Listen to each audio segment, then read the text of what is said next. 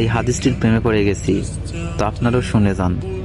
আপনি যখন নিজের ঘরে নীরবে কান্না করবেন, আল্লাহ তখন ফেরেশতাদের উদ্দেশ্য করে বলেন, কোন জিনিস আমার এই বান্দার চোখে পানি আনলো? ফেরেশতাগণ বলেন, আপনার বান্দা সুখে নেই, আপনার বান্দা অনেকদিন হাসেনি। এই বলে ফেরেশতাগণ কান্না করতে থাকেন এবং আল্লাহকে বলেন, হে আমার রব, আপনি তো জানেন আপনার এই বান্দার হৃদয়ে কি রয়েছে, অতএব আপনি তার জন্য সবকিছু সহজ করে দিন। আল্লাহ বলেন, আমার এই বান্দা এমন কিছু জীবন থেকে হারিয়ে ফেলেছে যে সে অধিক ভালোবেসেছিল।